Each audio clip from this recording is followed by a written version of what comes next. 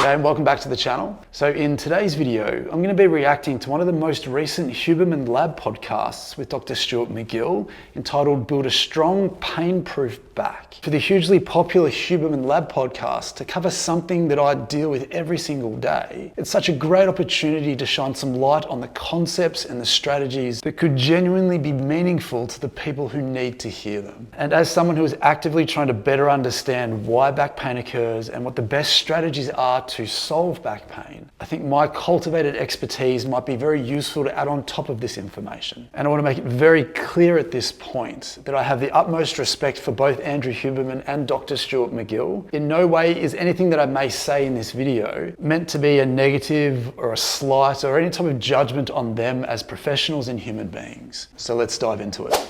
So what causes back pain? You start with the easy questions.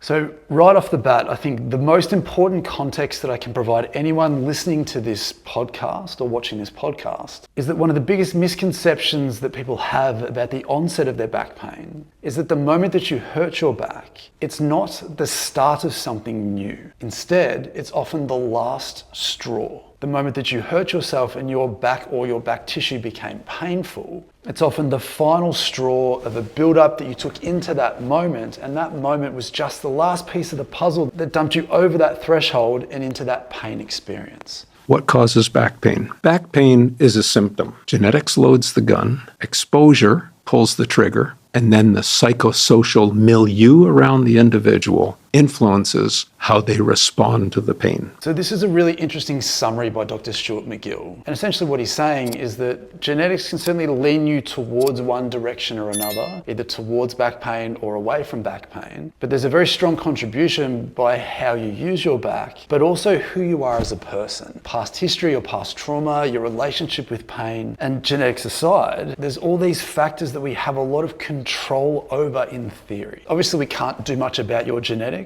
We can definitely do a lot about your exposure, and there are definitely some things we can do about your life and the environment that you exist in and your relationship to pain. So when you say genetics loads the gun, what comes to mind, because it's my experience, is that I have a right shoulder that sits a little bit lower than my left shoulder, unless I'm mindful of that. My dad has the same thing. They don't necessarily result in back pain, but I'm guessing that a lot of that is either developmental overuse, but let's assume that genetics played some role. And even just watching Dr. Huberman as he's talking, you can see that his right shoulder sits lower than his left. And as a passive observer, it could genuinely be that he was born with a shoulder that sits lower than the other. But until you actively take a step back and try and improve those positions yourself, it's impossible to understand whether it is a genetic predisposition that someone may have, or it's just a postural habit that they may have developed behind the scenes without them realizing it. And this is important if we're then inferring pain from this conversation. Because if you have neck and shoulder pain and you feel that you have a genetic predisposition to be lower, then again, it doesn't give you the necessary confidence that you can do something about fixing that long term. But again, if it is just a postural habit that someone gets into, that's the position they get into when they use a mouse, that's how they drive their car, these things we can absolutely improve upon. And if that is the foundation of someone's pain, then obviously we can't improve their pain until we get them to improve the positions that they're putting that tissue into. But I'm guessing that a lot of that is either developmental overuse, but let's assume that genetics played some role. And this is another important misconception that I see a lot clinically. Ideas like development and overuse can absolutely play a role in accruing some dysfunction and potential pain with a lot of people. But something like overuse isn't a specific enough phenomenon to understand why one specific part of your body becomes sore. So in Dr. Huberman's case, if his right shoulder became sore and he was someone who played a lot of tennis, in the absence of anything more concrete or more obvious, it's very easy to default to the idea that it's an overuse thing, or that he's right-sided dominant, and that in some way has justified why his shoulder became sore in that moment. But this forgets a really important basic principle of human function, and that is that movement and use is normal. And if you've ever tried to get better at something, we know that you need to practice something in order to get better at doing the thing that you want to do. But then in the same conversation, we often say, well, if you then become sore in the process, that you've somehow done too much. So the nuance to this conversation needs to be that development and use are normal by definition. But what they can do is that if you take some hidden dysfunction into something repetitious, then you are more likely to expose that. For example, if Dr. Huberman spends a lot of time sitting at his desk, working on his social media, doing his podcast, and he's in a bit of that slouchy posture that we mentioned before, and he starts to accrue some subtle neck dysfunction in terms of joint stiffness, muscular tightness. If given enough time, if he then takes that into his golf game or his tennis game, and he's now moving his arm with a few added handbrakes and dysfunctions in the system, then that repetition can very easily find holes in his mechanics and potentially lead him down the path of pain. More thin set or heavily set at the level of bone structure. What are some of the other questions one would ask in the investigate category? I'd start that conversation with this analogy. Let's talk about breeds of dogs. We both love dogs. If I said to you, we're going to take 2 dogs and we're going to train them for the greyhound track. One's a greyhound and one's a St. Bernard. How do you think you're going to make out?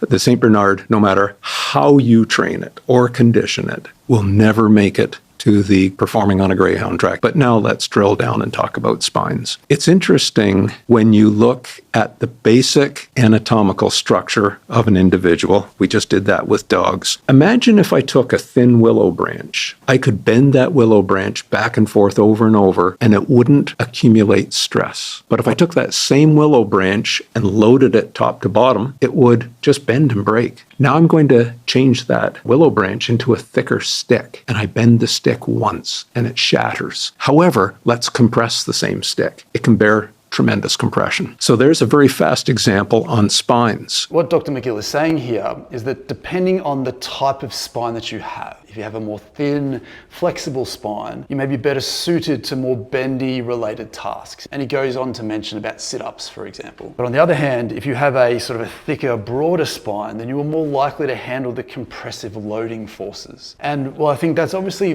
very intuitively true. The contentious piece of this that I want to touch on, neither of these should then make you suitable for pain. Much like his dog analogy, where if you had a greyhound and a St. Bernard racing on a greyhound track, clearly one's suited for that experience than the other. But the difference here is that neither of them should finish the race injured. One should just be better at completing that task than the other. And this is a distinction that I need to make really clear, because there is a difference between having a genetic predisposition to being good at something and a genetic predisposition to being painful. And I would argue that most human beings do not have a genetic predisposition for back pain. It is more of an environmental one, where that genetic predisposition may tweak those variables ever so slightly, but isn't the defining feature. Because as a species, we have come a long way over the last 100,000 to 1 million years, and we can't get to where we are now as human beings without our spines being anti-fragile and robust. But what our bodies haven't necessarily adapted to tolerate yet is the modern world that we exist within. But I'm sure we'll get to that a little bit later. As you were describing your sister arching back,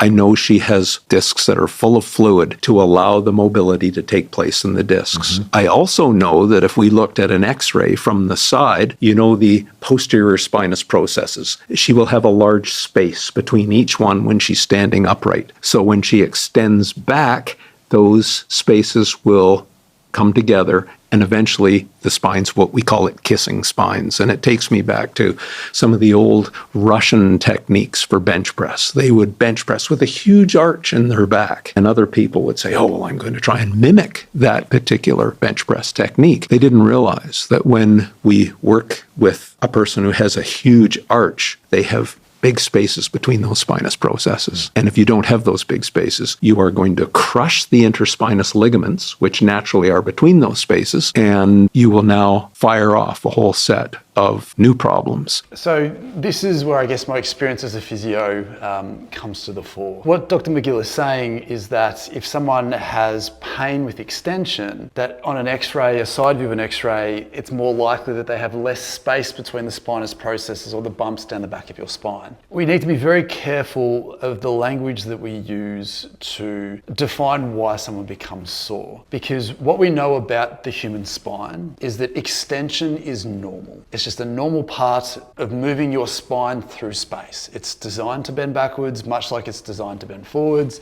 designed to bend side to side, it's designed to rotate, and it's designed to do any number of concoctions of those movements that you deem necessary in your day-to-day life. And to suggest that the reason why someone who becomes sore during an extension movement is because genetically they are inferior in that way, then it's a slippery slope that doesn't give people confidence that they can control and improve their back pain, because we can't alter our genetics. And what it also assumes is that if someone has developed back pain from extension, that their genetics is the only abnormal factor. And for me, clinically as a physiotherapist, what I would expect to see in someone who develops pain from an extension-based movement is that there is something about the extension-based mechanism that isn't normal. It's not doing what it should be doing. Whether that's some subtle stiffness in the joints that allow you to bend backwards, whether it's tightness through the musculature, whether based on the shapes and the postures that you sit in even before you got to that bench press position was slouchy and suboptimal enough that you started to develop load and areas of dysfunction where there shouldn't be, so that when you expose that tissue to a movement, the end range of extension, for example, it can be very good at exposing that prior dysfunction that you took into that experience. Genetics may play a role in your ability as an athlete to be better or worse than someone else in terms of success. But as I'll keep saying through this video, that genetic predisposition is not a good enough explanation for why you have become painful. Successful functionally, absolutely, but the onset of your pain suggests that there's something abnormal about something leading up to that point. And we're never going to successfully diagnose what that is and then eventually successfully change that if we are focused more on how you look genetically rather than how your tissue functions. If we put a group of Canadian hockey players on an elliptical trainer, they don't do very well because, typical of the sport, the hockey players tend to get stiffer in the hips. It's the way they are. They skate a little bit flexed and they carry all heavy skates and heavy equipment down the legs.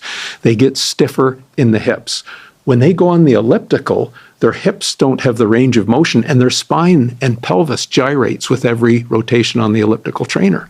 The elliptical gives them back pain if they already have motion-triggered back pain. We take another group who has mobile hips. They do very well on elliptical trainers. The stress doesn't go into their backs. So now do you see why I know why one group does well with ellipticals, the other group does not? It's very easy as an industry to look at what you see and assume that things are normal. That if you look at a group of hockey athletes and you say their hips tend to be stiffer, we can't assume that that stiffness is normal. And while stiffer hips might be a product of an athlete being bent over a little bit more or the loads that they put through that hip, some of that stiffness and tightness may be a response to that consistent and varying load. But until we go after trying to mobilize those stiff hips and improve the flexibility and therefore hopefully improve the function, then we can't make those generalized assumptions that what we see in front of us is normal, because it's obviously what's happened for that person. It could be just a pure adaptation based on the sport and activity that they do. But again, if outside of the 4 or 5 hours a week that they do that activity, for the rest of their day, if they spend the other 13, 14, 15 hours sitting down at a desk working, driving, watching television, that is far more likely to create abnormal hip stiffness far beyond the active moments of their day. And if you are seeing that a lack of hip range of motion forces the pelvis and the back to function differently and result in back pain, then again, we can't just assume it's genetics.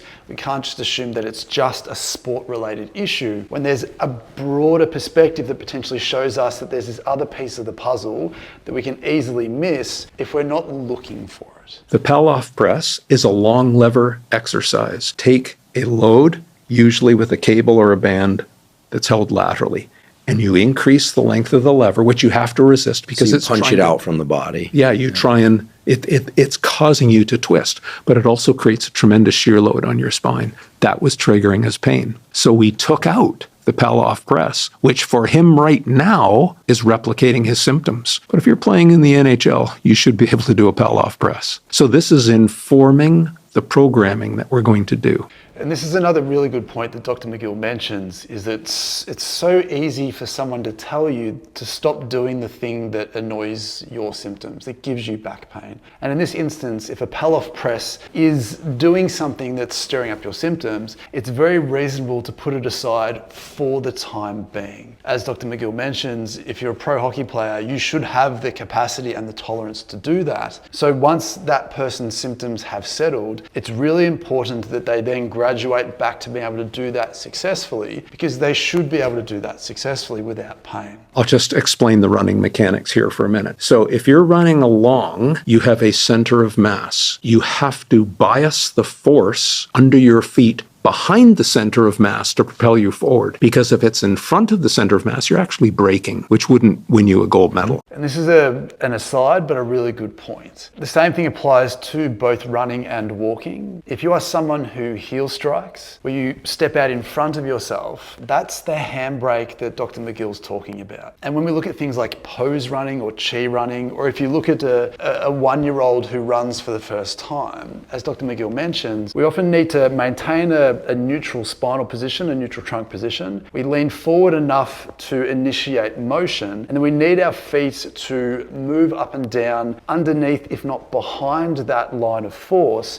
to push us forwards. As soon as we stride out in front, which often looks like heel striking, which again in my experience is a dysfunctional movement pattern that we tend to accrue because of things like stiff hips, tight ankles, poor core strength. And if you are someone who has back pain and runs, and you are a heel striker, or you feel like you are in a suboptimal position, again, that may be the thing that exposes some of that hidden dysfunction through your back that you've taken in from the other things that you do in your life. We can have somewhat of an offense to their former pain, but if we do it sparingly, that's another key. So it isn't a matter of selecting the exercise sometimes as much as it is controlling the volume. And this follows on from what we were talking about before, where if you are someone who has experienced back pain from bending forwards and doing some gardening, and you found that after 3 hours your back really started to decrease its ability to handle that experience. Once we've settled down your pain and you feel better and you're comfortable that you're on the right track, we don't necessarily want you to then go straight out and do 3 hours of gardening again, just in case that amount of time is still too much for your ability to cope. What's very reasonable and probably logically and intuitive for a lot of people is that we want to graduate you back into an activity, but still have your ultimate goal exactly what you want it to be. If your ultimate goal is 4 hours of gardening, then we just need to make sure that you start with half an hour, make sure that it's okay. The next time come back, do 1 hour, an hour 45, 2 hours, build up to that as you feel your tolerance and your capacity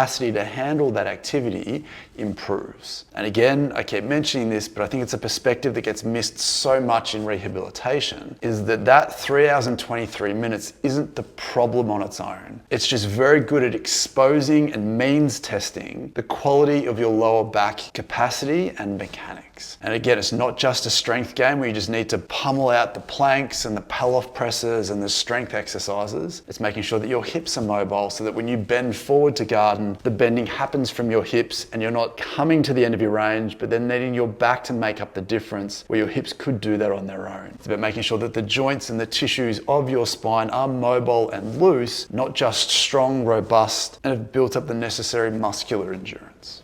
You can think of, again, combat athletes. Jiu-jitsu requires a lot of spine mobility. And typically, jiu-jitsu athletes get pain when they use too much spine mobility. What we do is we limit their training. In other words, they have the skill of jiu-jitsu, but they don't need to push the end range every day. Because if they do, they're in so much pain they can't train. What I think is important about this, where Dr. McGill is saying that an athlete like a jiu-jitsu athlete, and this speaks to anyone with any back pain, is that the end ranges of spinal motion, whether it be full extension, full flexion, bending to one side, twisting and rotating, the end ranges of those motions require the most capacity for us to do those successfully. But it's still normal. We need to give people an understanding that if you had back pain, it's not because you moved into the end ranges of motion that's bad for you. It's that you have somehow lost the ability to tolerate normal motion at the end range. Because your body has the range that it needs to exist normally and to interact fully with the environment. If you are missing some of that normal range, or somewhere through that range or towards the end of that range does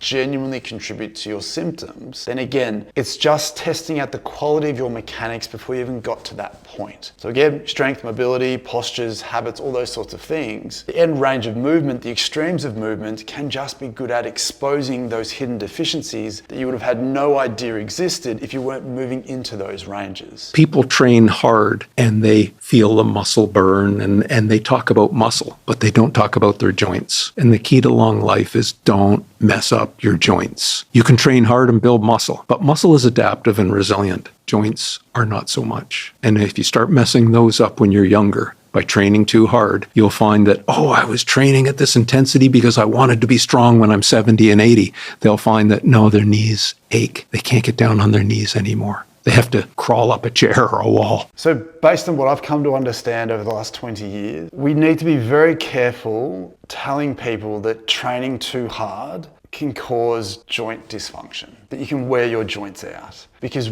what we talk about when we say that training hard may lead to joint dysfunction or injury is because it essentially assumes that you are mechanically normal throughout that whole experience. That training hard is the only thing that's abnormal about that situation. And I know clinically as a physiotherapist, it's rare to see someone mechanically perfect athletically. Again, thanks to the modern world and all the things that we're exposed to before we get to those athletic environments, so many people have stiff ankles from heeled shoes, restricted hips from sitting, weaker core muscles, stiffer backs from sitting and being less active when they're not being active. And the biggest misconception is that if something doesn't hurt, that it's normal. And for someone to be training too hard and then to wear out their knee joint and then not be able to kneel down on the ground when they're 50, what I would expect clinically is that within the platform of the bottom half of their trunk and their leg mechanics, that knee joint is just stuck within the context of the leg and governed by the lower back. So if someone does walk around in flip-flops or heeled shoes all the time and have unknowingly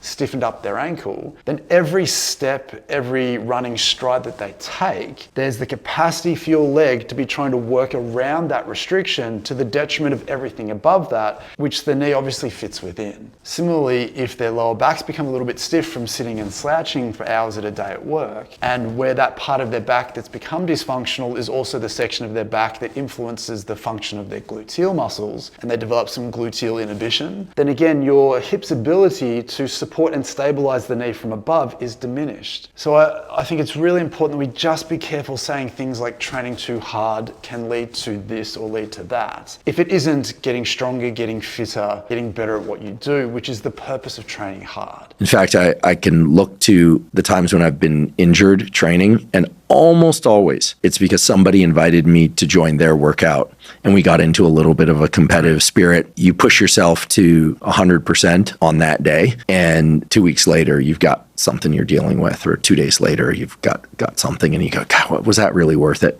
And I think unless one is a competitive athlete and that's competition day, it's probably not worth it. The nuance to this conversation is that if you do hurt yourself, and as Dr. Huberman says, if 2 weeks or 2 days later you deal with something, you think, well, was that worth it? If I could change the perspective a little bit and say, in a way, it absolutely was worth it, because you've just learned something about the capacity that your tissue has in that environment. And what we should take from that isn't that going 100% to be competitive was bad for you. It was just good at exposing some level of hidden dysfunction that you didn't realize was there beforehand. Because when we take that bigger step back and understand why we're doing anything that we do, going at 100% at something is very valuable if it's a life or death situation. And while we don't have those same circumstances in modern human society and human life, if this conversation has evolved for us to exercise and athletic pursuits, you should be allowed to go at 100% as much and as often as you want to, into and just get tired or just fatigue or pull up muscularly sore the next day because you hadn't done that level before. But we shouldn't be associating that with an increased risk of injury to the degree that we do. As I said, the harder you go at something, the more likely you are to test out the quality of your mechanics, the robustness of your tissue, which should be very robust and very optimal in a perfect world. But the reality is, for most people, especially when we're talking about back pain, if you've hurt your back going 95 to 100% at something, whether it's a sudden lift, or you had to move the couch on moving day, or even you were just wrestling with a friend and you tried to lift them up and your back got sore, your body should not be fragile enough to injure in that moment. If the weight was too heavy, you just shouldn't have the capacity to lift that weight. You shouldn't injure yourself because your tissue was compromised before you got to that point. And again, without trying to hopefully repeat myself too much, everything that these two gentlemen are saying makes perfect sense from my understanding as a physiotherapist and someone who's actively trying to solve these issues. But what I think this is indicative of is that it speaks to that slight lack of perspective, and I say that very respectfully, that if we can take that biggest step back and just look for the hidden dysfunctions underneath, they won't present themselves to you, you have to go looking for them, then we can better frame a lot of the common reasons and excuses that we give for why someone's hurt themselves. Age, overuse, overtraining, going too hard, going too far into a range of motion, and those sorts of things. Because you can mount a case that those things are not only normal, but highly important for optimal function. Up until 2 years ago, I rode snowmobiles hard in the winter. 2 years ago, I hit a rock at 100 miles an hour on a lake. I fractured my spine. That was my passion. I couldn't do it all year, Andrew. I'd become injured. I would have a cycle of 3 months getting ready and then really have some fun. But obviously I don't do that anymore. But my point in telling that story is I need much more information than just 85%. You may get away with that when you're 20 to 25. I don't think you're going to get away with that when you're 50. It's important just to touch on Dr. McGill's accident. We were saying he was going 100 miles an hour, hit a rock and fractured his spine. As someone who treats a lot of people who've had road accidents, one of the really interesting things about a lot of road accidents and neck or back pain that people tend to experience, and I can't speak for Dr. McGill, he may not have had this experience, but you would expect the site of a lot of people's injury isn't often where the impact is. For example, I treat a lot of patients who get whiplash, where the jolt of the accident goes as a wave through their body and it exposes some potential prior hidden dysfunction that was there before they even got behind the wheel of the car. And again, without speaking for Dr. McGill here, to fracture your back, you would expect that potentially his spine impacted that rock, the rock hit the spine, and it created a fracture where it impacted that spine. Intuitively, I would say that might not have happened because if you are careering towards a rock, generally you would hit it front on. It would be unlikely for him to have turned it and hit his back on that exact spot. So what I would expect clinically is that if we had have magically assessed Dr. McGill's spine the day before he hurt himself, we might find that the area that subsequently became injured was the area that he may have unknowingly made dysfunctional because of the sitting postures that he would get into while he's working or while he's researching or while he's taking a subjective assessment or when he's driving to and from work or once he's finished his day, maybe how he sits on the couch. He may have unknowingly created a hinge in his back which became a bit stiffer and tighter, and then when he had an impact on the snowmobile, that was the part of his spine that couldn't tolerate the jolt of force that went through his spine, so it fractured. And again, without knowing anything about the accident other than what he just mentioned, that example is indicative of what I would expect to see clinically with my patients. So again, for him to then say that he no longer does that and it's robbed him of something that he really enjoyed, what my goals would be with him would be to say, okay, obviously we don't want you to run into a rock again down the track to test out how well your back's going, but if we can look at the other things in his life, like how he sits day to day, where his tightnesses and stiffnesses may be, where his weaknesses may be throughout his spine, and we improve that and assume that the fracture has healed normally, then in another universe, if we then unfortunately set him on the same path again, hit the same rock at the same speed in the same way, we would hopefully see that his spine then tolerated the jolt of force that went through it. But it again speaks to that perspective that the moment that you hurt yourself is very valuable, it's very important, we need to respect that and learn as much as we can about about that example. But if we're not also pairing it up with the bigger picture of things that aren't instantly obvious, then it's hard for us to really flesh out that bigger picture and understand why that one exact part of his back fractured, if we're assuming that it didn't get impacted and hit directly by that rock. Dr. Sean Mackey. That was it. Yeah. Dr. Sean Mackey is our head of essentially the pain division at Stanford School of Medicine.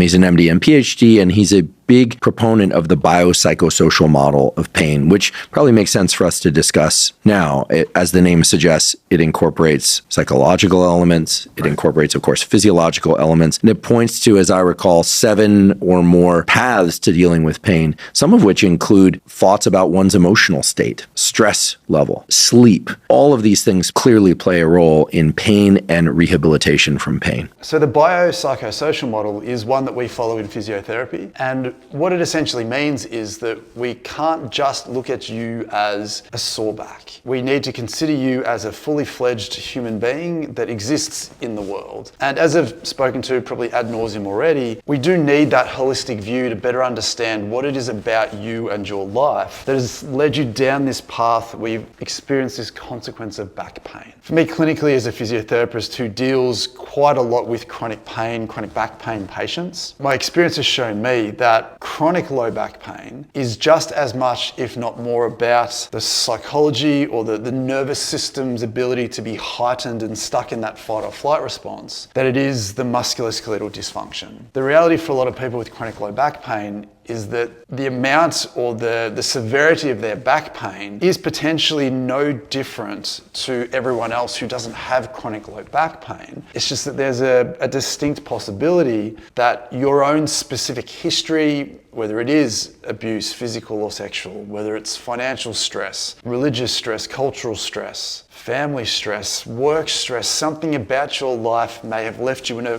chronically heightened fight or flight physiological state, which then changes the pain game. It gives pain a space to be more intense because your body's already heightened to begin with, and it potentially makes pain harder to get rid of unless we get that nervous system to chronically come back down to normal and not being as threatened and heightened so consistently. Again, if we're just looking at someone who did a maximum lift and hurt their back, and we don't look at the other things like hip stiffness and back tightness and poor postures and things like that, as well as their history of mental health and how they feel, then again, we can't understand the environment that this injured part of their back has taken place within. And that biopsychosocial model just gives us different levers to pull to go looking for what about your life outside of the moment that you hurt yourself and the tissue that may have become injured that may have set you up to fail in the way that you did. And obviously, we can't just make you stronger, give you some pain pills, operate on your back, and expect to fix the problem if there's all these other hidden things in the background that nobody has even thought to look at, let alone tried to help you with. Yeah, you're in great shape at 67. Yeah. Just remarkable shape. Moves around great, and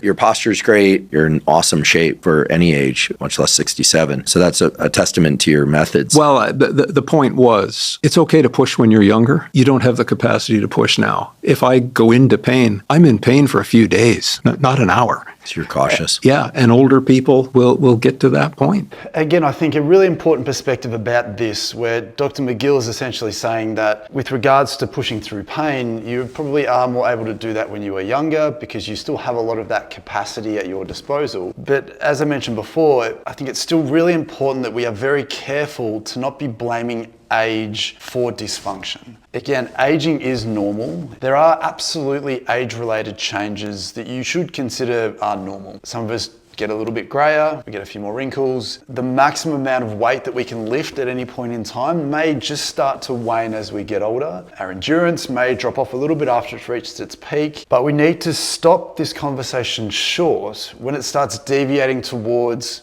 pain and injury. Because pain and injury are often the legacy of dysfunction, not function. The body isn't designed to be injured if things are functioning normally. And you are allowed to age gracefully without consistently being told that as you get older, if your knee starts to wear down and become sore, that's some way expected. Because as I say to a lot of my patients, if you have got to the stage where your right shoulder has become really sore and you're in your 50s or 60s and you haven't had anything obvious that's led to that, and the logical consensus that you and people around you get to is that it's just an age thing. But again, if the other side feels normal and it's the same age, by definition, there has to be a reason why there's a difference between the two. Why is that the case? It's normal in a sense that so many people have that experience, but it's abnormal when you have that perspective that the human body would not have made it this far in our evolutionary process or in our history as a species if it was fragile. And whether that intuitively makes sense or not, clinically we see that we don't need to de-age you to make your tissue and your pain feel better. What we do need to do is improve the way that you load up that tissue. We need to think about you as a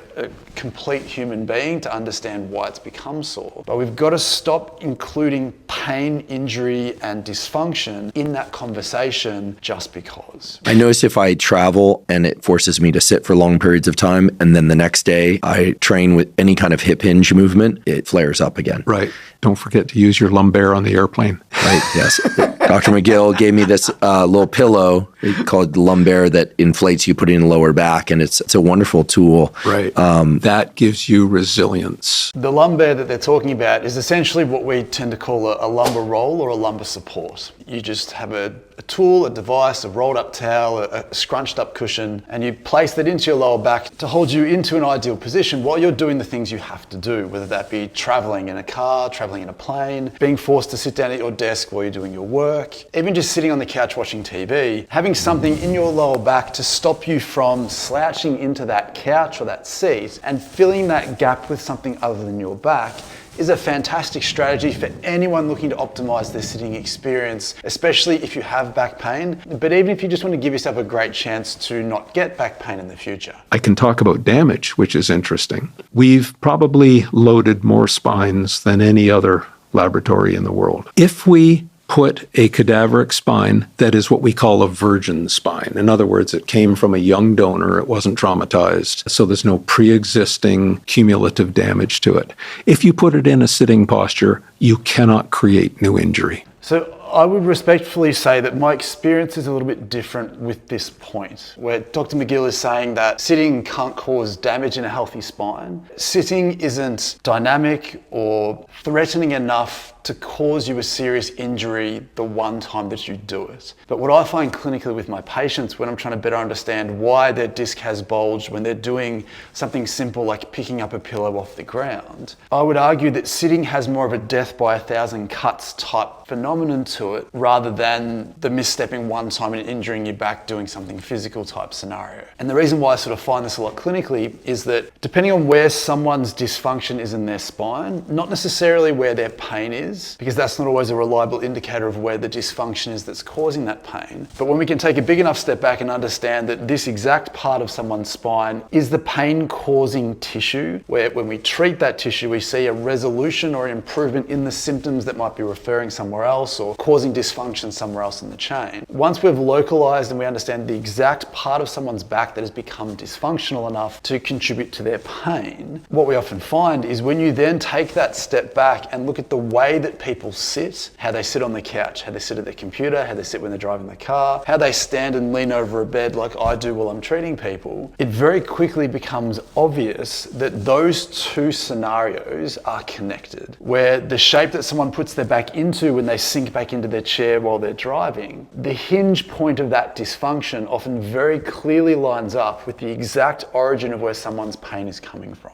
And more importantly, if we can train someone to get out of that position either by using their lumbar roll, getting someone to consciously try and be up taller, use their musculature to actively hold themselves in a better position, much like you would if you were lifting a heavy weight with a deadlift or a squat. And I think fundamentally for me over the last 20 years, this is the single biggest piece of information that as an industry, I don't think we fully realize is as important as it is. I would expect that the shapes and positions that people put their spine in the most throughout the day, the 10, 14 hours that someone might be sitting across the day, over the span of 5 to 10 years is significantly more important than the 30 seconds to a minute somebody might be lifting potentially poorly in the gym. Now, obviously there's nuances and there's exceptions to those rules, but that concept has served me really well in my ability to try and solve people's back pain by understanding the broader picture of why it may have happened in the first place and why the one deadlift that you did caused you a problem and just didn't fatigue you, because it found something, it found a vulnerability, it found something that you didn't realize was building and building and building. And for some people, it may never turn into something if they're not exposing themselves to an acute environment that shines a light on that dysfunction. But it's a point I think I really need to make a big deal of, if for no other reason than just to get you thinking about how that may relate to you, to see if you can find the same thing with yourself personally. You can't injure the spine sitting if you have no pre-existing injury. But if you have pre-existing delamination of the collagen, an old disc bulge, sitting for a long time will then make it painful. And again, I completely understand where Dr. McGill's coming from. The biggest issue I have with saying that sitting won't cause a problem, but if you have a problem, sitting won't feel comfortable, is that ideas like training and working hard in a short amount of time, that concept on its own isn't, for me, specific enough to understand why one exact part of your spine has become a problem. If a disc has bulged and that is the reason why you are experiencing your back pain, there has to be a very, very strong reason why that exact part of your back has become a problem. We know that the spine is not fragile, it is robust, it is a very important part of our anatomy and a highly valuable part of normal function.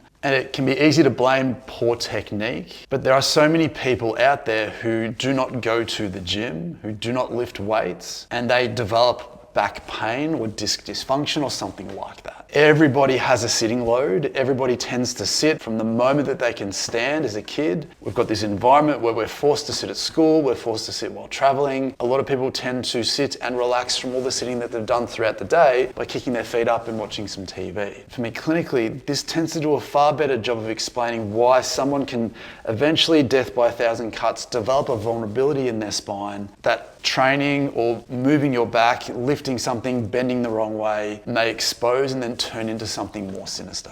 One of the first things we do after we've assessed them is to try and get rid of the cause. That almost always involves teaching them how to bend at the hips and not stressing and creating concentrations in the spine. It's called a hip hinge. And then we have to assess their hips to determine whether the hips have shallow sockets or deep sockets. In other words, what's the hip range of motion that will allow you to pick a bar off the ground? There are many people who shouldn't be picking heavy bars off the ground. Now, while I certainly appreciate what Dr. McGill is saying here, that genetically and anatomically, some people have hips that will allow them to hip hinge better, allowing them to maintain a more neutral spine for longer, ultimately improving their ability to pick something heavy up off the ground. And I think coming back to what we touched on right at the start of this podcast, in that genetics is obviously an important piece of the puzzle, but the point that I would love to just challenge respectfully here is that we should be very careful of telling people that the reason why you can't do something successfully is because of a genetic component. Because what that assumes is that you aren't a normal human being. And we know that human beings functionally are essentially the same, where you should be able to deep squat, you should be able to sit up nice and tall, you should be able to put your arms above your head. You should have enough range of motion and function to successfully navigate your environments without developing unnatural pains and injuries and dysfunctions. And as we mentioned before, in the context of a deadlift, if we just blame it on genetics, then we can miss all the hidden things that might be going on that might actually be holding you back from having a normal experience. For example, if someone is struggling to hip hinge successfully, the main reason why people can't bend their hips far enough is because the hip joints themselves have become stiff and rusty. The hip joint capsule, which is a soft tissue that surrounds the joint, those hip capsules can just become tougher and stiffer and thicker and more restricted, in no small way thanks to all the sitting that we tend to do, impeding our ability to express not only normal range of motion, but full functional range of motion. So to, again, suggest that someone's genetics is the reason why they may not be able to pick something up off the ground, in a roundabout way, it assumes that everything else about that hip is normal, and that's just the piece of the puzzle that's missing. And if that is the case for someone, fair enough. But we need to make sure that we're ticking all of these other boxes, go looking for what soft tissue in that hip, whether it is the glutes, whether it is your hamstrings, whether it's the joint capsule, whether it's a strengthening, whether it's your lower back shutting down the function of that hip. If everything there is perfect and optimal and the joint itself looks perfect, it's not worn and torn, there's no arthritis, there's no damage there. If we can exclude everything else, then absolutely we can lean on genetics as being the limiting factor. But ultimately, we don't necessarily see that enough. And because you don't have an obvious thing that maybe led you to not being able to do that, it's very easy to assume that that's just how you are. But we need to double check that that's the case, because if we don't, then we're potentially missing this rich underbelly of dysfunction, this hidden dysfunction, if we just assume that it's just the way that you are. A stronger core makes you stronger throughout your body. Well, how does that work? When you create proximal control and stiffness, it directs the athleticism distally. If you want to wiggle your finger quickly, you had to stiffen your wrist. If you want to wiggle your arm quickly, you had to stiffen your upper arm, etc. So the mother of all proximal stability is your core. In exactly the same way a heavy equipment operator using a backhoe, the first thing they do is they put down the stabilizers, which are posts that go into the ground and lift the tires off the ground to stabilize the tractor so that now the arm can be the athlete pulling earth. Failure to stabilize, you're just pulling the tractor around. So core stability is essential for ability and performance. The way that the body functions is it prioritizes the center so that the periphery can succeed. As Dr. McGill mentions, your body uses core stability and trunk muscle stabilization to create a really strong platform so that your arms and legs can function from successfully. And if we fail to have strong, organized core muscles, trunk muscles, then our performance and our ability to be successful with our peripheral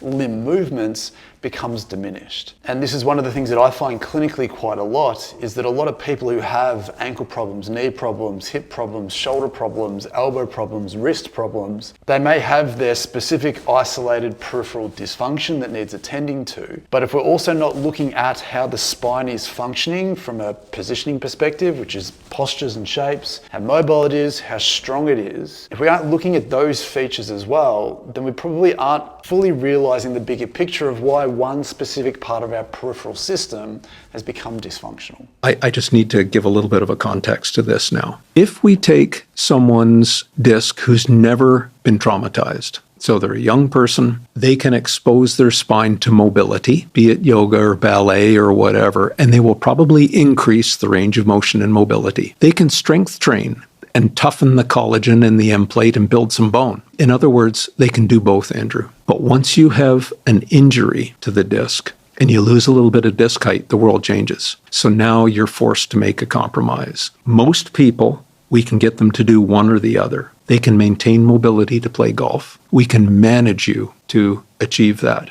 But you're going to have to back off the deadlifts, some of the strength exposures, because they will just further compromise the disc height of a damaged disc. And we can do the opposite. If you want to strength train and bear a load, you're going to have to give up the mobility. So that game, that dance with the devil, that comes after the back injury. So if you haven't experienced disc damage yet, you have a lot more leeway to adapt your spine. After that, it becomes a game of management. Again, when we say that someone's disc, once it becomes dysfunctional, you sort of need to make a choice between stability or mobility, strength and power or flexibility. When we just focus on the disc itself, we automatically assume that everything else around that disc is perfect. For me, clinically as a physio, if somebody has a persistent disc issue that's proven to be the pain source of their dysfunction, obviously we want to optimize the environment that that disc resides within at the same time. Because clinically, if you have a disc bulge at that L2, 3 level, but L1, T12, T11, all the joints above that disc are stiff and rusty, and your hips are stiff and rusty underneath that, then a lot of the movements that you're going to be performing throughout the day will unknowingly be bending through or hinging through the more mobile section of your spine, which is very likely to be where that disc is. But if we can work on trying to improve the flexibility of the tissue around that disc, essentially feeding some slack back into that disc, while also trying to work on hip flexibility, hip strength, trunk flexibility, trunk strength. If we can ultimately create the best environment possible for that disc to exist within, we just want to make sure that we're not automatically labeling someone and putting someone into a specific box without making sure that we're not missing some of the broader things that might also be contributing to that dysfunction.